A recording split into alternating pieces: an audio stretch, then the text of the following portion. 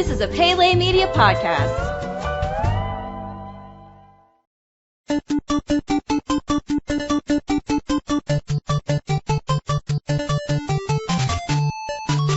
Welcome back to Goonies Minute, everybody. Goonies Minute is the fan podcast where we carefully explore the movie Goonies minute by minute. I'm Brady. And this is Chris. And we're here to bring you minute number 36. Chris, how you doing?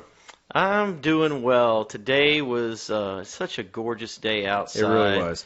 My calisthenic exercises today were second to none. And this is it's nice to get outside and get back in my stretching routine and sing a little country music to the birds chirping in the sunlight. So you get like your fellow jogger buyers and they see you just screaming achy breaky heart? They don't see me screaming it. They hear me screaming it. Okay. Listen, do you smell something? There you go. You know? As I slap myself on the forehead. Hey, but you know what? I have an idea. Let's get into the minute. In the previous minute, Bran seemingly found his way into the restaurant and inadvertently rescued Mikey and the rest of the Goonies. As they made their way outside, Mikey began to explain the disfigured man he saw chained up in the basement. At 36 minutes, Bran tells Mikey to say goodbye to his little pals. At that moment, Chunk notices the ORV pulling up in front of the restaurant. At 36 minutes and 10 seconds, Jake hops out of the driver's seat and opens up the back of the ORV. Ma and Francis quickly shove a body bag into the back. At 36 minutes and 15 seconds, Data asks what could be in the bag. Mikey assures them that it's probably just trash. At 36 minutes and 25 seconds, Chunk begins to list a number of reasons that they should all go home. As the rest of the Goonies agree, Mikey asks them the question, what home? He explains how in a short time there won't be a home anymore, and that they can't turn back now. At 36 minutes and 40 seconds, the rest of the gang all give Mikey a nod, letting him know that they're still on board. At that moment, the ORV peels out. The Goonies duck for cover as it goes whizzing by. At 36 minutes and 55 seconds, two people surprise the Goonies by slapping them on the back. They turn around to find that the two people are Steph and Andy. And thus ends minute 36 of the Goonies. All right, so as I was saying in the last minute, with the return of Bran, we're kind of getting out of this chapter in the movie that we've been in for a little while, which is the kids in the restaurant, Mikey going down and finding Sloth, discovering that, and now Bran is there to kind of more or less save the day and get them outside in front of the restaurant. And so there's kind of a fresh feeling. You know, we're now on to the next step in the adventure of this film.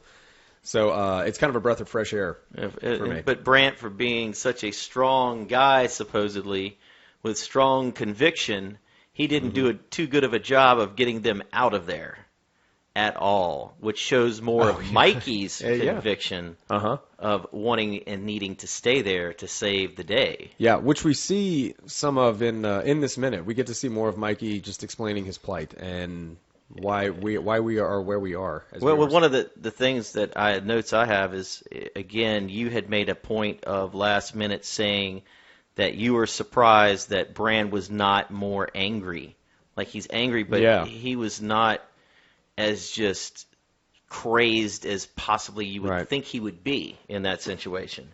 You know, they're outside there, and Bran, he's like saying that say goodbye to your little friends, is what he says, and of course that doesn't happen.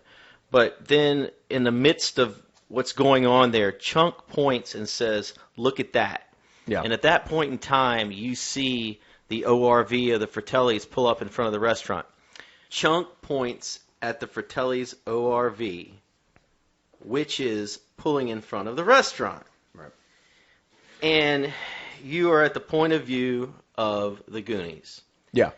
And you hear the voice like you're by the Goonies. Well, the next thing you hear is Francis's voice. Yeah. But you hear Francis's voice as almost like he's right by the Goonies. Yeah. Now, did you notice yes, that? I did. I think this is probably just some bad ADR, some bad. So you think that could have been just an accident? And I mean, but it's interesting. It's something I caught. Yeah, no, absolutely. I mean, this day and age, it's you rarely see dubbing done. I guess poorly is the term I'll use. And right here, it's not done that well, because they should have made it sound like Francis was 50 feet away, but. For whatever reason, they need to go ahead and show put the camera right by the body that's getting put in the Yeah, ORV exactly. before you hear Francis's voice, Yeah. or had been taken away from the Goonies for a little bit before you hear Francis's voice. Yeah, and you would You think know. that, I mean, the level, the pedigree of filmmaker that we have here, you think that they would have tried to fix that a little bit, because it does stand out quite a bit, and it did take me out of it. Yeah, so it really I'm confused me. glad you noticed that too. Oh, yeah. I thought it was interesting. And but what Francis says is, "Ma, why'd you have to shoot the guy? He's a Fed." Okay? Right. And then there's an argument between Jake and Francis. They're like, "I'm the one that's always got it." And then that's when we go back to the Goonies when they're talking about, Data says like, "What's in the bag?" Restaurant stuff But or Mikey, trash or it's like, something. it's again the determination of Mikey. I don't know if Mikey really believes that there's Mm-hmm. restaurant stuff in there, but he doesn't care. Short of that restaurant blowing up at this point, I don't think there's anything that's going to stop Do him. you think that that's Mikey being blinded by his quest, and anything that could scare him to the point of like wanting to listen to Chunk and go home, him just denying it, or is he trying to convince everybody that it's okay, man, it's a pot that fell, or it's just restaurant trash or whatever he calls it, and just trying to calm them down so that He they is can... trying to calm them down, but I don't know if it even matters at this point to him. Yeah. I think he wants to calm them down, make them feel better. I don't necessarily think that he thinks there's a body in there, Yeah. but he's definitely doesn't want that to get in anybody's way. Exactly. And I almost think that if they all left, that he would still be there. I think he would stay. And let's say, for example, it is him trying to just sort of say, "Oh, it's nothing. Don't worry about it. It's a restaurant. It's trash or whatever. Chunk, just shut up. Everybody relax." And then Chunk keeps going, and then we get this outburst from Mikey where he starts to say, like, this is why we're here. Home, what home? We have to keep going and see if there's any. I thought that was a great moment right there. It That was really a is. really nice moment, because Chunk, so far, ever since they've gotten out to where the restaurant is, he has been more the voice of reason. Yeah. And again, they don't ever listen to him no matter what, whether he's the voice of reason or the voice of tall tales. They don't listen to Chunk. And at this point, he is the voice of reason. He is telling the truth, and still no one's listening to the guy, Right. which is so interesting. But the way that Mikey brings it home while talking about their home, and they won't have a home in a few hours, he really, he brings it home. There's a cliche, but seriously, he really does. He says, "It's our time." Yeah, which is something we'll come back to later. You'll hear him say again. So that's something that's that's important to him, is that idea of it's our time. But when he says it's our time, then there's a shot back to the kids for like that nonverbal agreement between everybody. And I find it interesting how Brand is being really silent through Yes, all of this. I've got some notes. Okay. I've seen this a couple times in Brand in this film. Like whenever they want to take off into the attic, Brand was part of it, and it just seems a little out of place. You'd think that he, as the older brother, would be the guy saying, "No, get the hell out of there." And this Brand being seemingly okay with Mikey's idea and this whole quest, I could buy a little bit more if there had been one, let's say, close-up of him just giving some sort of acknowledgement to Mikey, like, yeah, I don't know, it'd probably be a little bit cheesy, but it would still give me the idea that Brand is kind of sold on the whole thing, and that's why he's going to be going on it and not just constantly saying, no, all you little kids, you're coming with me, Mike, I'm bringing your ass home. So if they had given us just one little shot of him, some sort of recognition, in like a simple close-up or something, it would have sold me on the idea of Brand being on this mission from the get-go. So Would you almost say that Brand has a lack of identity? I can see that, compared to because the of other that. kids. Mm-hmm. It's like these other kids, their personalities and their decision making is kind of, I don't know, it's pretty well developed. But Yeah. with Brand, it's like he's kind of lost with where he is right now. He failed the driving test. He's interested in this girl, Andy, who other people are interested in. He's got, he's got his bike that he saved up money for. He's got a home that he might lose. It's like he's kind of lost, and Which- you don't, you have all the other Goonies that are friends, and then there's him, Mm-hmm. and it's like he's in between that in that strange age of being Yeah. an authoritative figure, but also being one of them, and he doesn't fit in. Maybe Yeah. Do you think that helps the character? Makes him a little more interesting? it does. I think so because It gives him a little more to fight for in terms of looking good in front of Andy. right Like- because if he was just like when talking about the situation where Troy, holds his hand down, Yeah. when we all know that he could Yeah, he could kick Troy's ass. Yeah. It's like, I don't know. I mean, he does have something to fight for. He doesn't have the money that Troy has, even though he is someone that is of stature bigger than Troy. Mm-hmm. He doesn't feel it. He doesn't know it. It's almost like he doesn't know his own strength. Yeah. He doesn't know what he could be. Therefore, he looks a little bit weaker. Right. I think Bran doesn't get quite the payoff that he needs to have by the time this movie ends. Him getting the girl isn't good enough for me. This movie sets up this strong bond between these two brothers and him as a good older brother is looking out for his younger brother. Like we see in that sentimental moment on the front porch earlier on. Right, He really right. cares for him.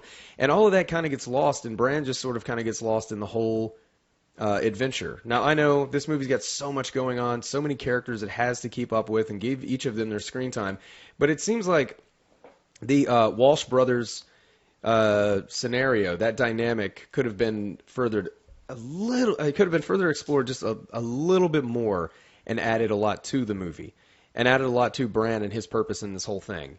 So, the quest wouldn't have just been for the rich stuff, but to protect his younger brother. As was kind of built up in the beginning of this movie, and then it just sort of kind of No, I disappears. agree. I mean, does that make any sense? Or Yeah, it makes perfect sense. It's the same thing with like Mr. Walsh. Now that's a little different in the sense that I think it would have taken away from the movie if we would have involved him more. Although it seemed Yeah. like it could have been interesting, but I think that might have been too much. Put it on the back burner.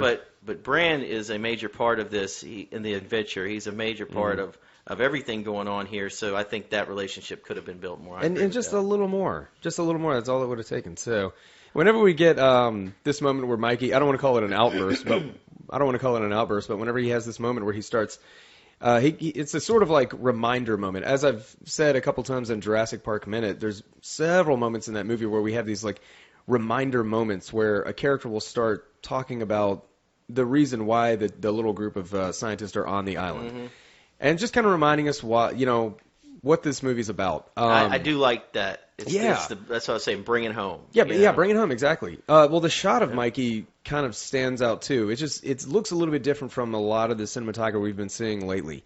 It's very hard to articulate, but the shot has a certain emphasis to it that hasn't been seen in a lot of the cinematography recently in the movie. Maybe even up until this point.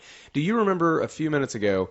Whenever there was the shot of the kids doing the paces and they were walking up to the restaurant and where the camera's up by the tree and it kind of comes down. Yep. And there was something about that shot, something about that moment that stood out. Right. It's the same thing in I know this what you're shot. talking about. Yeah, it's a thing. You can't articulate it. Yeah. But it works really well here, and it just kind of further emphasizes what Mikey is saying. Right, and it focuses on him. He's the focus. Exactly. So, yeah, at the end of the minute, Andy and Steph show up and kind of scare them.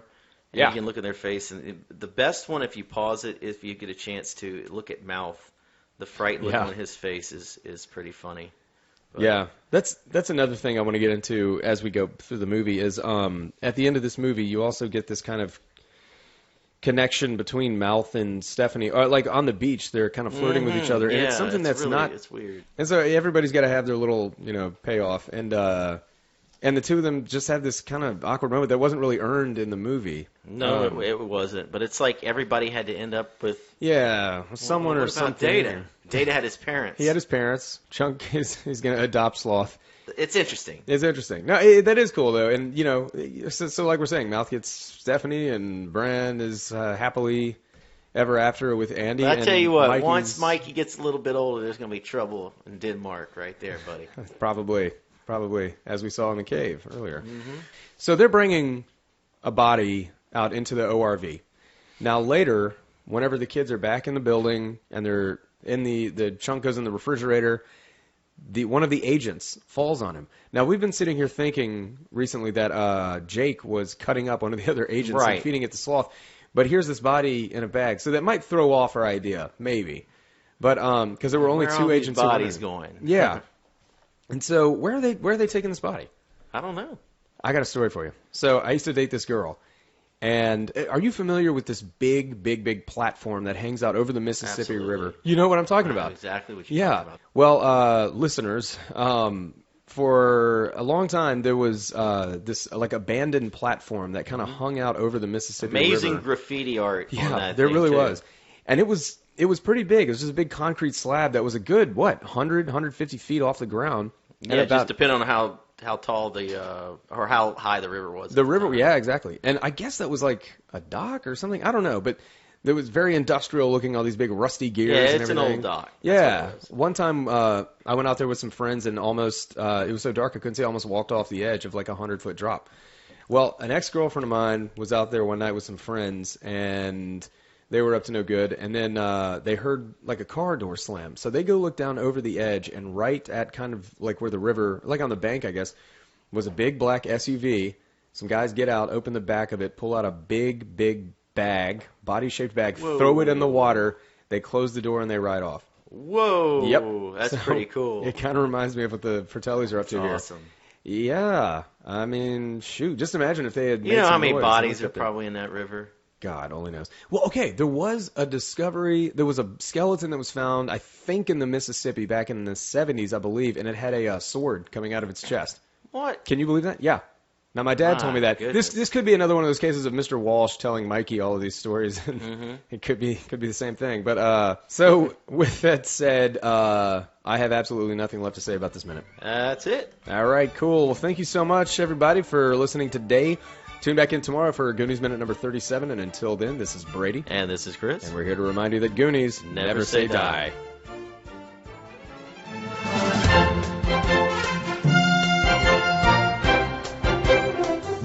Goonies Minute is a fan-supported podcast. If you like the show, then leave us a review on iTunes. You can find us at GooniesMinute.com, Facebook.com/GooniesMinute, Twitter.com/GooniesMinute, and at Instagram at GooniesMinute. You can contact us at GooniesMinute@gmail.com. You've been listening to a Pele Media podcast. For premium content and exclusive podcasts, visit us at patreon.com/Pele Media. Check us out on Facebook at facebook.com/Pele Media and follow us on Twitter at twitter.com/Pele Media.